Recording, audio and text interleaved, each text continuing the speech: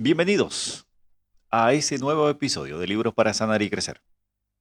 Porque en la vida hay momentos en los que no podemos evitar el golpe, una pérdida, una separación, un fracaso, una enfermedad, un cambio que nunca elegimos. Pero hay algo que sí puede cambiar, la manera en que aprendemos a atravesarlo. El poder de la resiliencia de Nicolás Belli parte de una idea sencilla pero poderosa.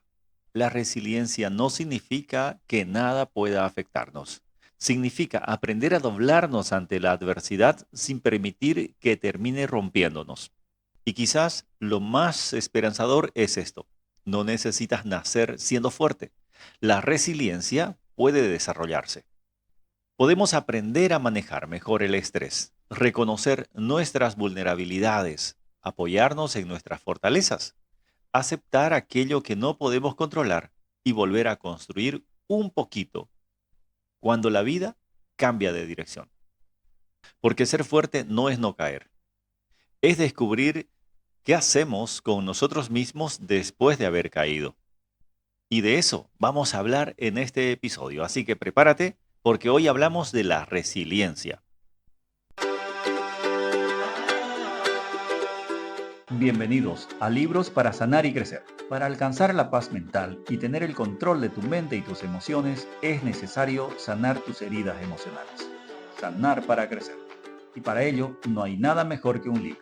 En Libros para Sanar y Crecer, seleccionamos los mejores libros de psicología y autoayuda que te ayudarán en tu crecimiento personal. Extraemos las ideas más importantes y te guiamos paso a paso para ponerlas en práctica mediante ejercicios y herramientas basadas en evidencias científicas y con resultados comprobados. Aquí te traigo libros que tienen un impacto positivo para quienes viven con ansiedad, depresión o traumas, o buscan mejorar su autoestima, motivación o propósito de vida. Te vamos a dar todo lo referente a la psicología y la salud mental, bien explicado y listo para ser aplicado. Soy Jesús Zúñiga, psicólogo y psicoterapeuta, y en este podcast pongo para ti toda mi experiencia para que estas herramientas sean comprensibles, aplicables y transformadoras para ti. Y te acompañaré en esa travesía hacia una mente más sana, una vida más plena y un crecimiento que empieza desde el interior. Vamos a sanar y a crecer juntos. Comenzamos.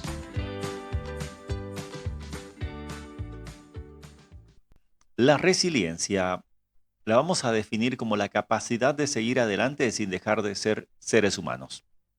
Cuando escuchamos la palabra resiliencia, muchas veces imaginamos a una persona extraordinariamente fuerte, alguien que soporta todo, que nunca se derrumba, que siempre encuentra una solución, que parece inmune al dolor. Pero esa imagen puede llevarnos a una conclusión equivocada, porque la resiliencia no significa convertirnos en personas a las que nada les afecta. Nicolás Belli, autor del libro El poder de la resiliencia, plantea a lo largo de este libro que dentro de nosotros existe una capacidad que puede ayudarnos a afrontar las dificultades, adaptarnos a los cambios y continuar avanzando incluso después de experiencias que alteran profundamente nuestra vida. Curiosamente, en gran parte del texto utiliza la palabra resistencia para referirse a esa capacidad. Por eso, durante este episodio utilizaremos principalmente el término resiliencia, pero respetando la idea que el autor repite constantemente. Doblarnos ante los acontecimientos sin permitir que terminen rompiéndonos. Y esa diferencia es fundamental, porque una persona resiliente también puede llorar, puede sentir miedo, puede necesitar detenerse, puede experimentar tristeza, rabia, incertidumbre o cansancio. Incluso puede sentirse temporalmente desbordada. La diferencia no está necesariamente en lo que siente, está en lo que consigue hacer poco a poco con aquello que le ha ocurrido. Desde mi experiencia profesional como psicólogo, acompañando durante más de 15 años a personas que han atravesado traumas, ansiedad, pérdidas y situaciones altamente estresantes, hay algo que considero importante aclarar desde el comienzo.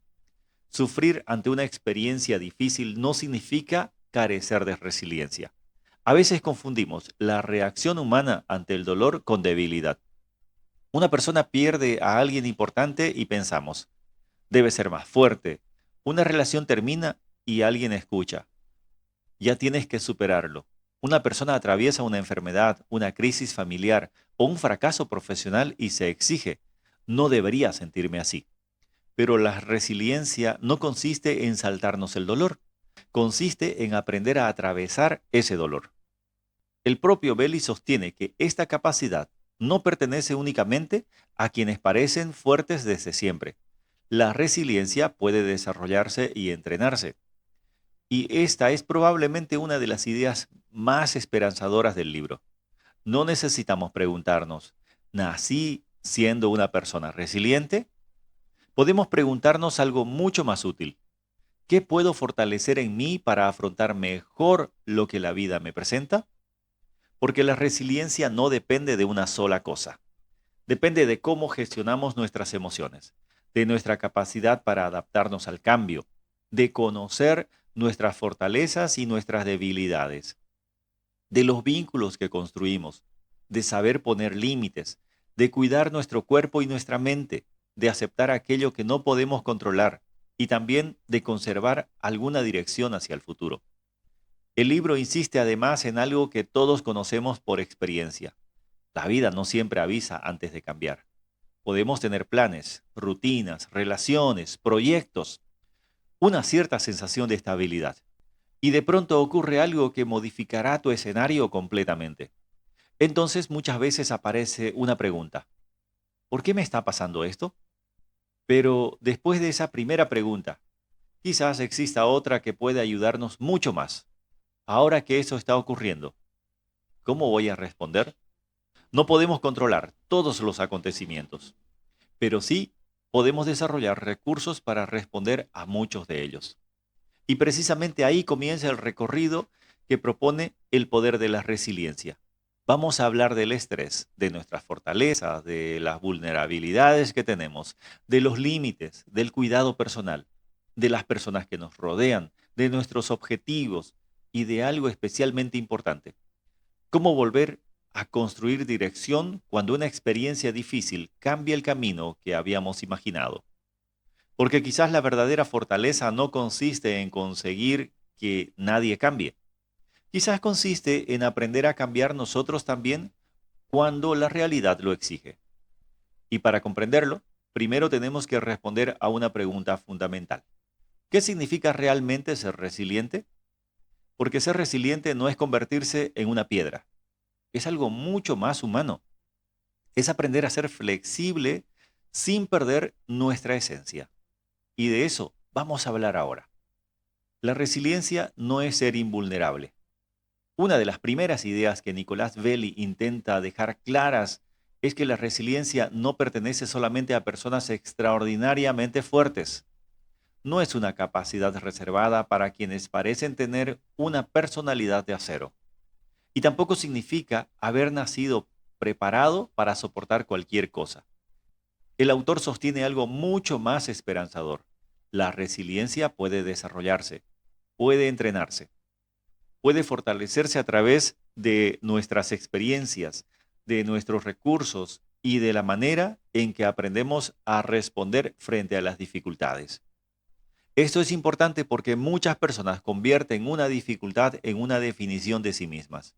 Dicen, yo siempre he sido débil, no sé enfrentar los problemas, a mí todo me afecta demasiado. Otros pueden con estas cosas, pero yo no.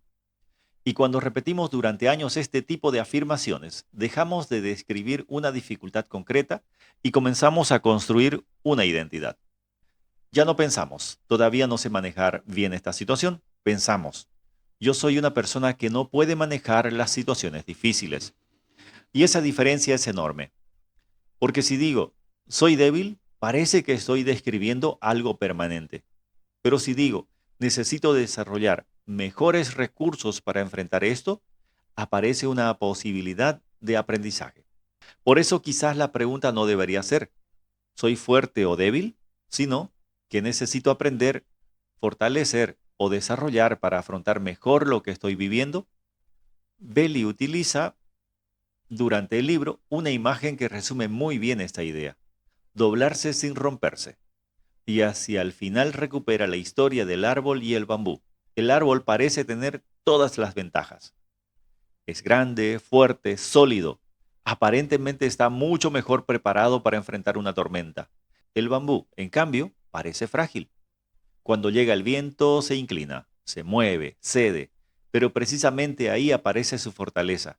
Mientras el árbol intenta permanecer rígido frente a la tormenta, el bambú se adapta, se dobla, y cuando el viento pasa, puede volver a levantarse. El autor utiliza esta imagen para expresar una característica fundamental de la resiliencia, la flexibilidad. Y aquí encontramos una idea psicológica muy importante. Durante mucho tiempo hemos confundido fortaleza con dureza.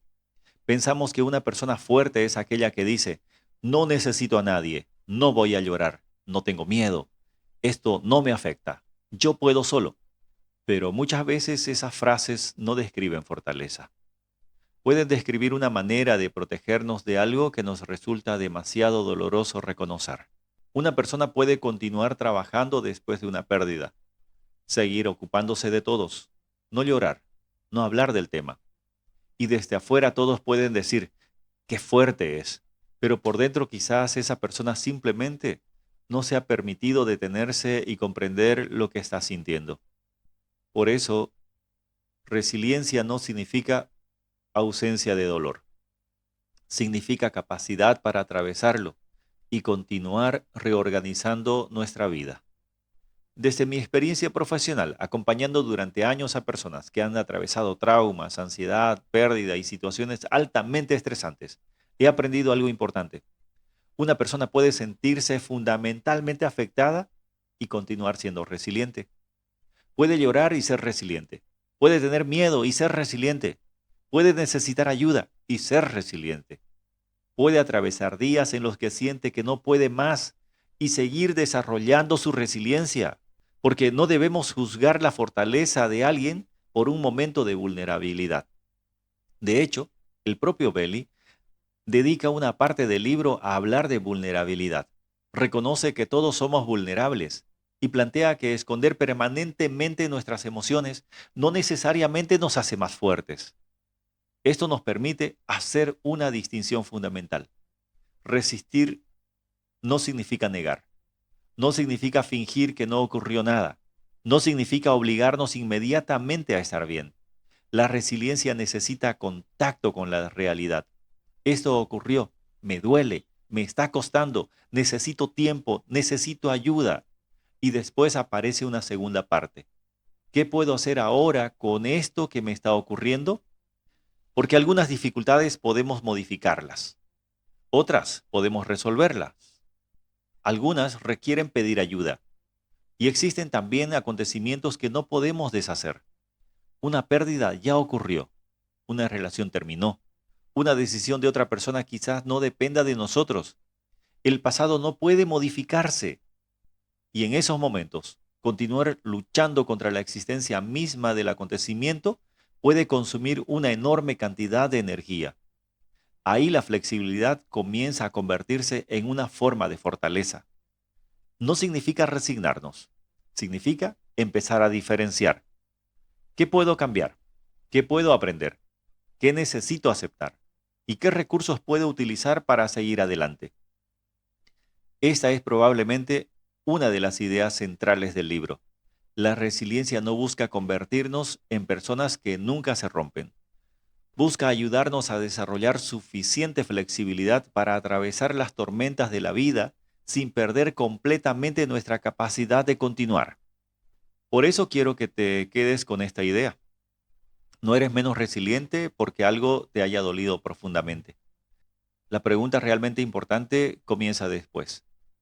¿Qué vas construyendo dentro y alrededor de ti para poder seguir avanzando? Porque la persona resiliente no es aquella a la que nada le ocurre. Es aquella que aprende poco a poco a responder cuando algo ocurre. Otra de las ideas que vamos a trabajar y rescatar de este libro es la casa de la resiliencia. Ahora vamos con una de las imágenes más interesantes que Nicolás Belli incorpora en el libro. Es conocida como la casa de la resiliencia. Este modelo Belli lo utiliza para mostrarnos algo fundamental. La resiliencia no depende de una sola característica personal. No existe dentro de nosotros un interruptor que podamos encender y decir, ahora soy resiliente. Nuestra capacidad para afrontar la adversidad se sostiene sobre diferentes elementos y podemos imaginarlos como las partes de una casa. Una casa puede parecer hermosa desde afuera, pero si sus cimientos están debilitados, cualquier tormenta importante puede ponerla en riesgo. Con nosotros ocurre algo parecido. Podemos intentar ser positivos. Podemos repetirnos que tenemos que ser fuertes. Podemos exigirnos seguir funcionando. Pero si nuestras necesidades más básicas están completamente descuidadas, nuestra capacidad para enfrentar una crisis también puede disminuir. Por eso Beli comienza desde abajo, desde la base. Las necesidades básicas como dormir, alimentarnos, cuidar nuestro cuerpo, tener cierta seguridad, recuperar energía. Parece demasiado básico, pero precisamente por eso muchas veces lo ignoramos. Cuando una persona atraviesa una crisis puede comenzar a dormir mal, dejar de comer adecuadamente, permanecer durante horas encerrada en sus pensamientos, abandonar actividades o aislarse. Y después se pregunta, ¿por qué cada día me siento peor? No significa que dormir bien vaya a resolver una pérdida o solucionar un problema, pero nuestro organismo necesita recursos para afrontar aquello que está ocurriendo. No podemos pedirle a una mente agotada que responda como una mente descansada. Después aparecen los vínculos, las personas que forman parte de nuestra vida, la familia, los amigos, las relaciones significativas, las personas a quienes podemos acudir. Beli concede importancia a esas redes porque la resiliencia no se construye únicamente desde el individuo. También se fortalece cuando existe alguien capaz de acompañarnos. Y esto desmonta nuevamente una idea equivocada sobre la fortaleza. La persona resiliente no necesariamente dice, yo puedo solo. A veces dice, esto es demasiado para llevarlo solo y necesito hablar con alguien. Por eso muchos pacientes vienen a terapia, porque saben que necesitan ayuda de alguien para acompañarlos en ese proceso. Pedir ayuda puede requerir una enorme fortaleza, porque implica reconocer un límite, y reconocer un límite no significa fracasar. Significa conocer nuestros recursos con suficiente honestidad como para saber cuándo necesitamos recursos adicionales. Puede ser un familiar, un amigo, una pareja, un grupo, o cuando la situación lo requiere, un profesional. Después Belli sitúa otro elemento esencial, la autoaceptación. El autor le dedica especial atención porque considera que aceptar quienes somos forma parte de los cimientos psicológicos de nuestra capacidad de adaptación. Pero aceptar no significa justificar, no significa yo soy así y nunca cambiaré. Tampoco significa aprobar todo lo que hacemos. Significa mirar nuestra realidad con suficiente honestidad para reconocerla. Puedo decir, me da miedo esta situación. Eso es reconocimiento. Muy diferente de decir, como tengo miedo, soy un cobarde. Puedo reconocer, esa pérdida me está afectando muchísimo, sin concluir, soy demasiado débil. Puedo admitir, necesito ayuda para manejar esto, sin traducirlo como soy incapaz. Y aquí aparece algo que me parece especialmente valioso desde la práctica psicológica. Muchas personas sufren dos veces, primero por aquello que les ocurrió y después por la forma en que se juzgan por estar sufriendo. Sienten tristeza y después se reprochan por estar tristes. Tienen miedo y después se avergüenzan de sentir miedo. Necesitan ayuda y después se llaman débiles por necesitarla. La autoaceptación permite interrumpir parte de esa segunda batalla. No elimina el problema, pero evita convertir cada reacción humana en una acusación contra nosotros mismos.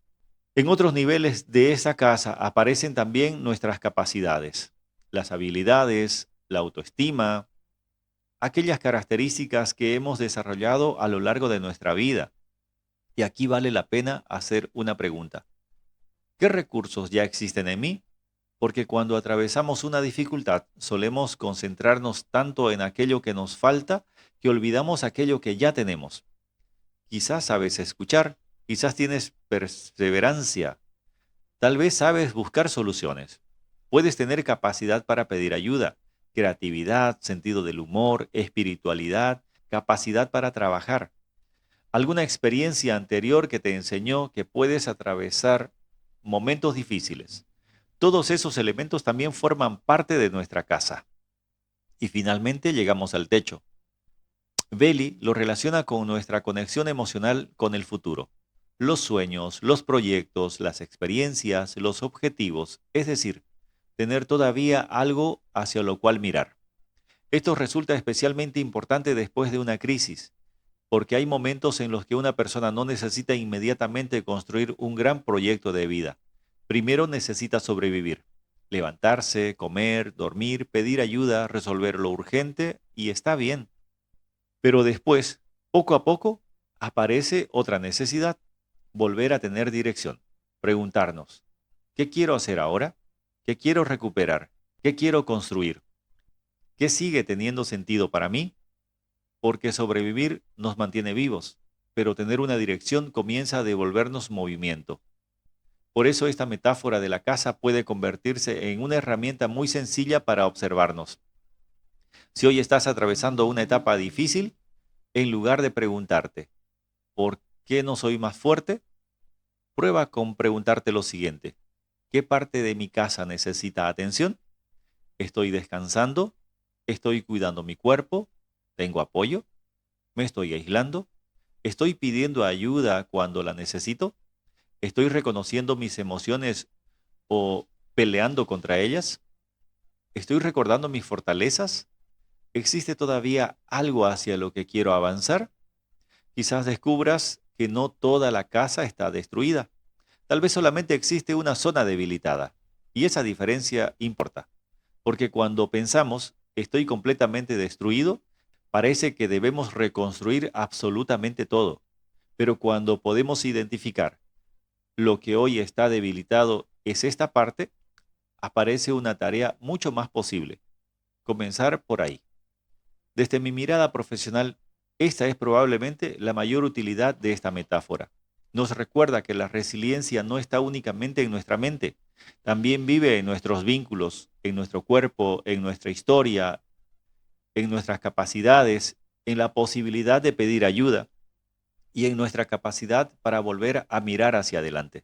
Por eso quizás no necesitamos preguntarnos, ¿tengo o no tengo resiliencia? Tal vez sea más útil preguntarnos, ¿qué elementos de mi resiliencia necesito fortalecer en este momento? Porque una casa no se fortalece construyéndola todos los días desde cero. Se fortalece identificando dónde necesita cuidado y comenzando a trabajar desde allí. Ahora veamos qué pasa con el estrés, cuando la vida exige más de lo que sentimos poder manejar. Una parte importante de El poder de la resiliencia está dedicada justo a este tema, al estrés. Y la relación que Nicolás Belli establece entre estrés y resiliencia puede resumirse de una manera sencilla. Cuantos más recursos tengamos para adaptarnos, mejor podremos responder cuando la vida nos exige demasiado. Todos utilizamos la palabra estrés, como estoy estresado, el trabajo me está matando, no puedo con todo, necesito que esta semana termine. Pero detrás de esa palabra pueden existir experiencias muy diferentes.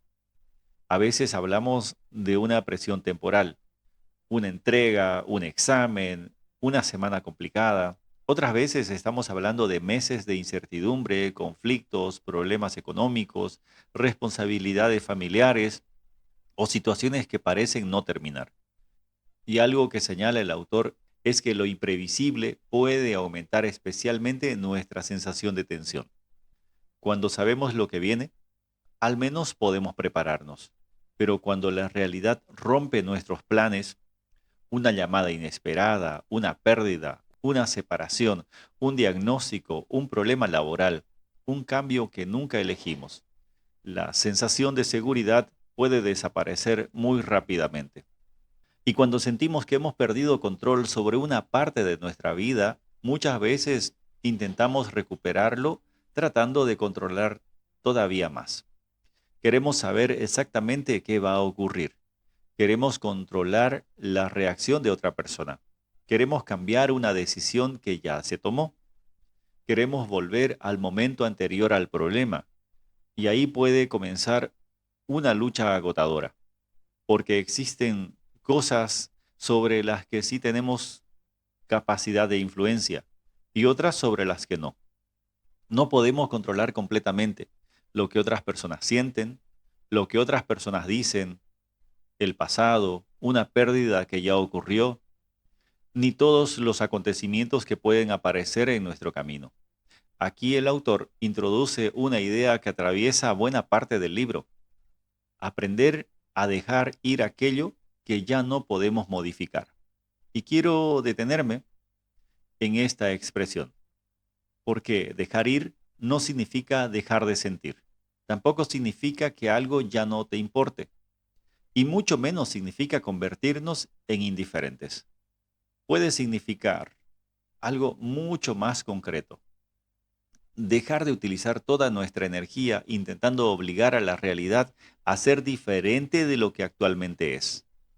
Pensemos en una ruptura. La relación termina.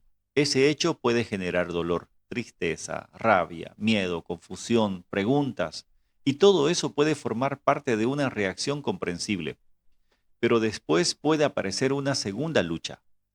No pude haber terminado.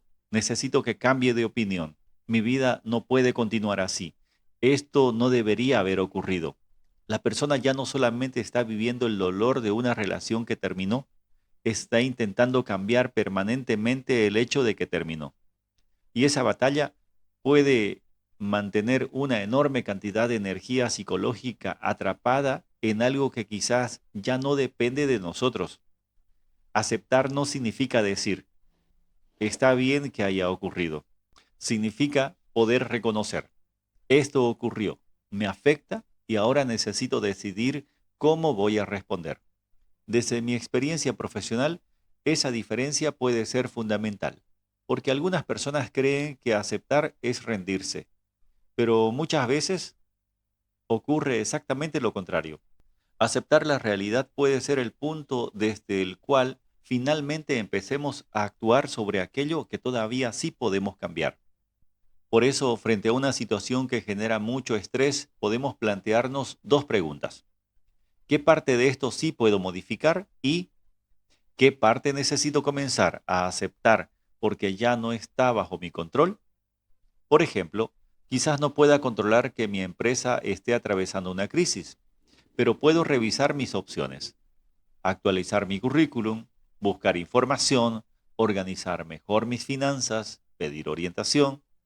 No puedo controlar que otra persona haya decidido terminar una relación, pero sí puedo decidir cómo voy a cuidarme, a quién voy a pedir apoyo y qué límites necesito establecer. No puedo cambiar un error que cometí ayer, pero puedo reparar aquello que todavía pueda repararse y aprender algo para mañana. Belly propone además una serie de hábitos cotidianos para ayudar a manejar el estrés. Entre ellos menciona escribir un diario, dedicar tiempo a actividades agradables, establecer metas pequeñas, mantener contacto con otras personas, realizar actividad física, descansar, cuidar la alimentación, tener momentos de desconexión tecnológica e incluso prácticas como meditación, oración y espiritualidad. No necesitamos convertir esta lista en una receta universal, ni pensar que si alguien está profundamente angustiado solamente necesita salir a caminar. Eso sería simplificar demasiado el sufrimiento, pero todas estas propuestas apuntan a una misma idea. Cuando atravesamos una dificultad, necesitamos cuidar los recursos con los que estamos borramos, cuidar los recursos con los que la estamos atravesando. Y aquí aparece una paradoja. Cuando más necesitamos sostenernos, muchas veces comenzamos a abandonarnos. Dormimos menos, comemos peor, nos aislamos, dejamos de hacer actividades, pasamos horas rumiando el problema. Nos desconectamos de personas importantes y nuestra vida empieza a reducirse alrededor de aquello que nos preocupa. Entonces el problema sigue ahí, pero nosotros tenemos cada vez menos recursos para enfrentarlos. Por eso la resiliencia no consiste solamente en enfrentar grandes adversidades, también puede estar en algo mucho más cotidiano: proteger nuestro sueño, hablar con alguien, salir de casa, hacer ejercicio, volver a una rutina, detenernos antes de agotarnos completamente. No porque esas acciones borren el problema, sino porque ayudan a que nosotros no desaparezcamos dentro del problema. Y quizás esa es la idea más importante de este bloque. No todo aquello que produce estrés puede eliminarse, pero podemos aprender a reconocer qué nos está desbordando, qué recursos necesitamos recuperar y dónde estamos gastando energía intentando controlar aquello que no podemos controlar. Resiliencia también significa eso: aprender a cuidar nuestras fuerzas para utilizarlas donde realmente pueden producir un cambio. Para mejorar nuestra resiliencia es necesario cuidarte, poner límites y elegir qué voces escuchas o a qué personas escuchas. Entonces, cuando hablamos en este libro de El poder de la resiliencia, podemos ver que el autor le ha puesto mucho énfasis, por ejemplo, al tema de cuidarnos a nosotros mismos. Nicolás Belli plantea una idea sencilla: dedicar tiempo a nuestras propias necesidades no significa necesariamente ser egoístas. Sin embargo, muchas personas han aprendido exactamente lo contrario. Aprendieron que ser buenas significa estar disponibles, que amar significa decir siempre que sí, que poner límites decepciona, que elegir algo para uno mismo puede lastimar a los demás. Y entonces aparecen vidas en las que la persona siempre está respondiendo: a los hijos, a la pareja, a los padres, al trabajo, a los amigos, a los mensajes, a las expectativas, a lo que todos necesitan. Pero casi nunca aparece una pregunta: ¿y yo qué necesito? Esto puede funcionar durante algún tiempo, pero cuando vivimos permanentemente para responder a las necesidades de otros, pueden aparecer cansancio, frustración y resentimiento. Y a veces ocurre algo paradójico: la persona está ayudando a todos, pero comienza a sentirse enojada con la misma persona a las que ayuda, con las mismas personas a las que ayuda. No necesariamente porque no las quiera, sino porque nunca aprendió a proteger también su propio espacio. Por eso, el autor insiste en aprender a decir no, no a todo, no de manera agresiva, no para aislarnos, sino cuando algo sobrepasa nuestro límite o interfiere constantemente con nuestras propias necesidades. Y aquí quiero introducir una distinción psicológica importante. Poner un límite no significa controlar a otra persona. Un límite no dice: tú tienes que comportarte como yo quiero. Un límite dice: esto es lo que yo estoy dispuesto a aceptar y esto es lo que haré si ese límite no se respeta. Por ejemplo, no puedo controlar que alguien me critique, pero puedo decidir cuánto tiempo permaneceré en una conversación donde me están humillando. No puedo obligar a una persona a respetar mis horarios, pero puedo dejar de responder inmediatamente a cada demanda. No puedo controlar la forma en que otro reacciona cuando digo que no, pero sí puedo decidir si voy a abandonar mis necesidades solamente para evitar su molestia. Y muchas veces ahí aparece la culpa. Se va a enojar, va a pensar que soy egoísta. Quizás debería hacerlo de todas maneras. Pero debemos recordar algo: que alguien se moleste con nuestro límite no demuestra automáticamente que el límite sea incorrecto. A veces significa simplemente que esa persona estaba acostumbrada a que no existiera. El libro conecta este tema con un capítulo dedicado a lo que denomina personas tóxicas. Belly menciona comportamientos como la crítica constante, la manipulación, el pesimismo, la descalificación o ciertas formas de control. Yo utilizaría la palabra tóxica con bastante cautela, porque etiquetar a una persona completa puede impedirnos ver la complejidad de sus conductas. Una persona puede comportarse de una manera dañina sin que necesariamente la convirtamos toda su identidad en una etiqueta. La pregunta que realmente importa entonces es, ¿qué ocurre conmigo cuando estoy repetidamente dentro de esta relación? ¿Me siento constantemente disminuido? ¿Tengo miedo de hablar? ¿Todo lo que hago termina siendo criticado? ¿Mis límites son ignorados? ¿La persona utiliza culpa para controlarme? Después de que cada conversación, borramos, después de cada conversación siento agotamiento, ansiedad o confusión, ¿tengo que dejar de ser quien soy para mantener la relación? Esas preguntas pueden darnos mucha más información que simplemente decidir, esta persona es tóxica. Y aquí aparece otro capítulo muy importante del libro. Los pensamientos de los demás no deben constituir lo que eres. Esta idea merece mucho más que una frase motivacional, porque gran parte de nuestra identidad se convierte en relación con otros. Desde muy pequeños recibimos mensajes, algunos explícitos, otros mucho más sutiles. Eres inteligente, eres torpe, eres problemático, eres demasiado sensible, eres el responsable, no eres bueno para eso, no vas a llegar muy lejos. Y algunas de esas frases pueden permanecer durante años dentro de nosotros.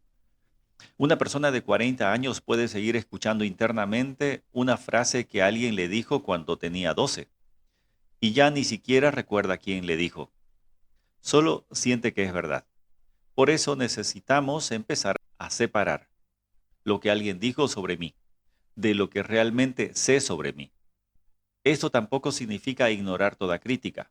A veces alguien observa algo que nosotros no estamos viendo. Una crítica puede ser incómoda y al mismo tiempo útil. El objetivo no es convertirnos en personas que respondan. No me importa lo que diga nadie. Eso también puede ser una forma de rigidez. La pregunta más madura sería, ¿hay algo en esto que me permita aprender? Si lo hay, puedo utilizarlo. Pero después viene otra pregunta. ¿Esta observación describe una conducta concreta o está intentando definir todo mi valor como persona? No es lo mismo. Llegaste tarde 3 veces esta semana que decirle, eres un irresponsable y nunca harás nada bien. La primera frase puede contener información que necesitamos revisar. La segunda transforma una conducta en una condena global. Desde mi experiencia, una parte importante del crecimiento psicológico consiste precisamente en desarrollar un criterio interno suficientemente sólido, no para dejar de escuchar a los demás, sino para no entregarle completamente la autoridad sobre quienes somos. Podemos escuchar, reflexionar, aprender, corregir y aún así conservar el derecho de preguntarnos, ¿esto coincide realmente con la persona que conozco, que soy, y con la persona que quiero construir? Porque si nuestra identidad cambia cada vez que alguien nos aprueba o nos critica, terminamos viviendo emocionalmente a merced de las opiniones ajenas. Y eso hace nuestra estabilidad extremadamente frágil. La resiliencia necesita algo diferente. Necesita vínculos, necesita apoyo, pero también necesita autonomía. La capacidad de escuchar otras voces sin permitir que todas ellas se conviertan automáticamente en nuestra propia voz. Cuidarnos entonces no es solamente descansar, también es aprender a proteger nuestro espacio psicológico, saber cuándo acercarnos, cuándo pedir ayuda, cuándo decir sí, cuándo decir no, qué críticas necesitamos escuchar y qué palabras necesitamos dejar de cargar, porque no todas las voces que alguna vez hablaron sobre nosotros merecen continuar definiéndonos. Y quizás una de las formas más profundas de resiliencia sea justamente esa, aprender a seguir escuchando al mundo sin perder nuestra propia voz. Ahora pasamos a hablar de otros recursos que también vamos a encontrar en el libro. Por ejemplo, conocer tus recursos y volver a tener un propósito. Esta es una de las ideas que Nicolás Belli repite a lo largo del libro y que resulta especialmente importante cuando atravesamos una dificultad. Necesitamos conocer nuestros propios recursos, porque cuando algo sale mal, nuestra atención suele dirigirse inmediatamente hacia aquello que nos falta. ¿Por qué no pude? ¿Qué hice mal? ¿Qué tengo que corregir? ¿Cuál es mi debilidad? Y por supuesto, conocer nuestras limitaciones es importante, pero Belli propone no quedarnos solamente ahí. También necesitamos mirar nuestras fortalezas. Preguntarte, por ejemplo, ¿qué haces bien? ¿En qué situaciones otras personas suelen confiar en ti? ¿Qué capacidades aparecen cuando las cosas se complican? Quizás sabes escuchar, tal vez eres perseverante, eres organizado, sabes buscar soluciones, tienes facilidad para conectar con otras personas. Puedes mantener la calma en determinados momentos, tienes creatividad o has desarrollado una capacidad para volver a empezar que nunca habías considerado una fortaleza. El libro incluso propone mirar hacia atrás y recordar nuestros logros, no únicamente los grandes éxitos, también aquellas situaciones difíciles que conseguimos atravesar, porque una experiencia pasada puede contener información importante sobre nosotros. Quizás atravesaste anteriormente una pérdida, una separación, una dificultad económica, un cambio de trabajo, un fracaso, una enfermedad. No significa que porque hayas superado una dificultad anterior, ahora todo será sencillo. Pero sí puedes preguntarte, ¿qué hice entonces que me ayudó? ¿A quién recurrí? ¿Qué debilidad apareció? ¿Qué aprendí sobre mí? Esto cambia nuestra posición frente al problema, porque cuando solamente observamos la dificultad, podemos sentirnos indefensos. Pero cuando también recordamos nuestros recursos, aparece otra perspectiva. Esto es difícil, pero no estoy llegando completamente vacío a esta situación. Tengo experiencias, tengo capacidades, tengo personas, tengo conocimientos y probablemente también tengo recursos que todavía necesito desarrollar. Belli insiste en que fortalezas y debilidades no deberían entenderse simplemente como algo bueno o malo. Son información sobre nosotros y conocer esa información nos permite prepararnos mejor. Hay algo que puedo potenciar, algo que necesito aprender, algo para lo que quizás necesito apoyo y algo que pueda ser mejor realizado por otra persona. Incluso en el ámbito laboral, el autor relaciona la resiliencia con reconocer nuestros límites y saber cuándo necesitamos trabajar en equipo o delegar. Eso también es autoconocimiento. No necesitamos ser excelentes en todo para considerarnos capaces. Pero después aparece otra pregunta. Supongamos que hemos comenzado a recuperar cierta estabilidad. ¿Sabemos cuáles son nuestros recursos? ¿Estamos aprendiendo a manejar mejor aquello que ocurrió? Entonces, ¿hacia dónde vamos? Y aquí, Belli introduce otro elemento fundamental de la resiliencia, el propósito. El autor sostiene que tener objetivos nos proporciona dirección, nos permite volver a mirar hacia adelante. Y esto puede ser especialmente importante después de una crisis. Porque cuando sufrimos, nuestro mundo puede reducirse alrededor de aquello que pasó. Todo gira alrededor de la persona que se fue, el trabajo que perdimos, el problema que apareció, la enfermedad, la decepción, el fracaso, y durante algún tiempo es comprensible. Pero llega un momento en que necesitamos comenzar a construir también una pregunta sobre el futuro. ¿Qué quiero hacer ahora con mi vida? No tiene que ser un propósito extraordinario. Podría ser algo pequeño. Recuperar mi rutina, volver a estudiar, cuidar mi cuerpo, buscar un nuevo trabajo, terminar un proyecto, reconstruir algunas relaciones, aprender algo, dedicar más tiempo a mis hijos, volver a hacer una actividad que había abandonado. El propósito no tiene que impresionar a nadie, tiene que tener significado para ti. Y también puede cambiar. Aquello que daba sentido a nuestra vida hace 10 años puede no ser lo mismo que necesitamos hoy.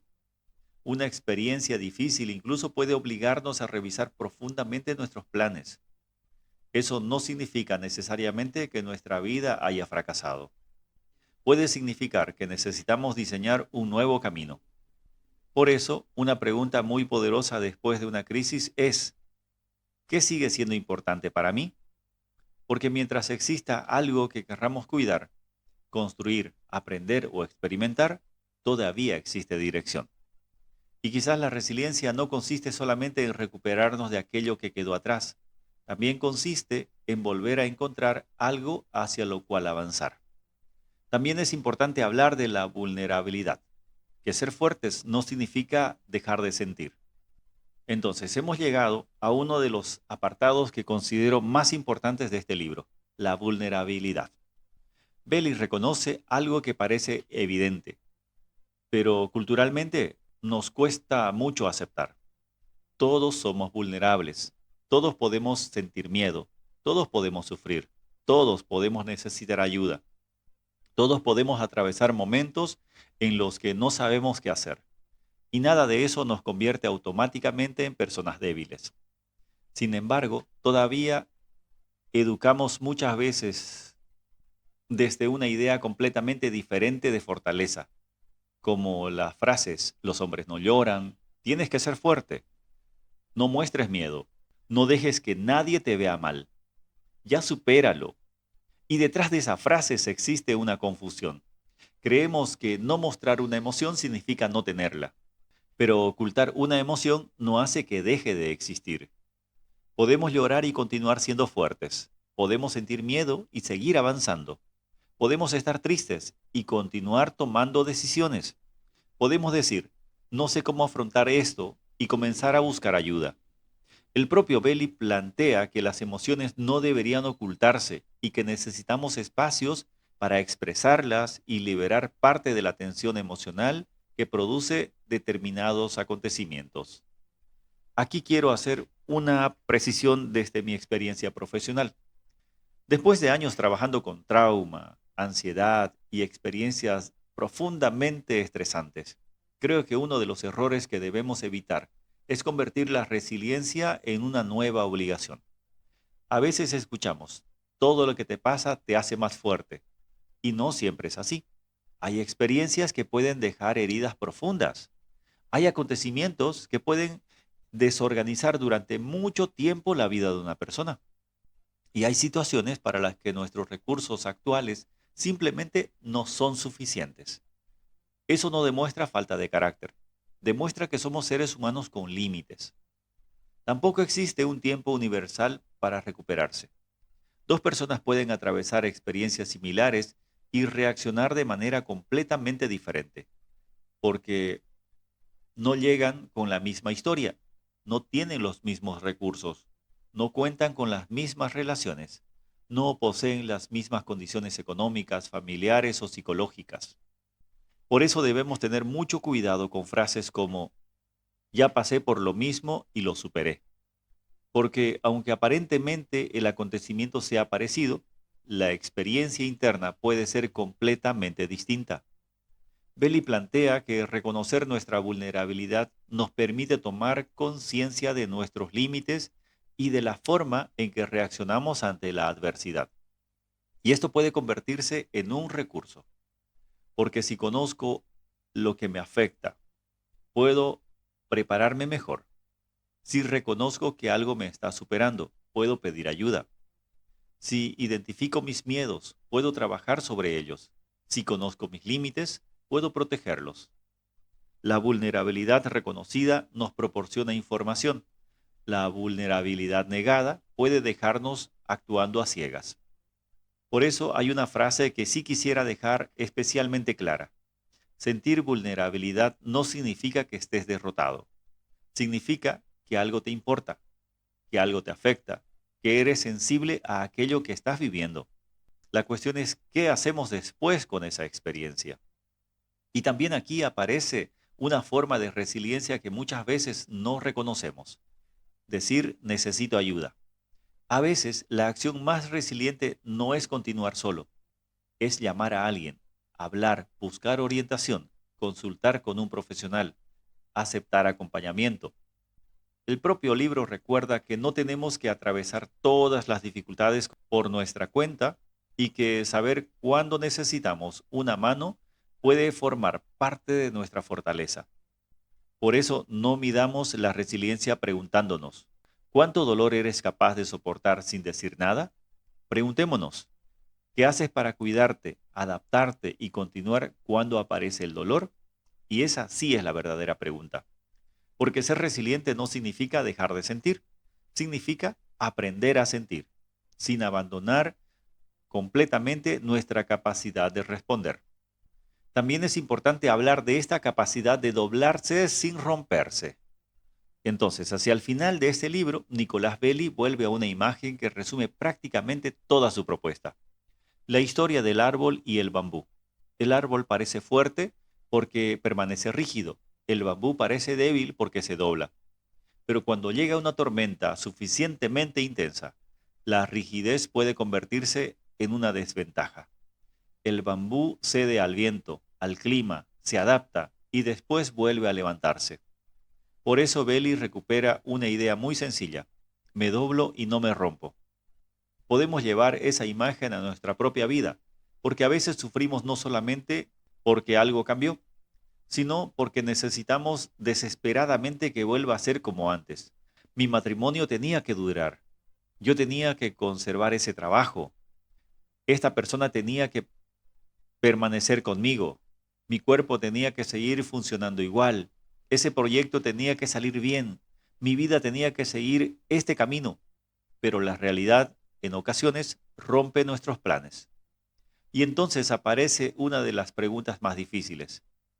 Si ya no puedo continuar exactamente de la misma manera que había imaginado, ¿cómo puedo continuar ahora?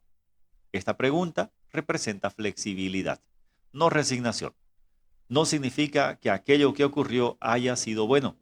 No significa que tengamos que agradecer una pérdida.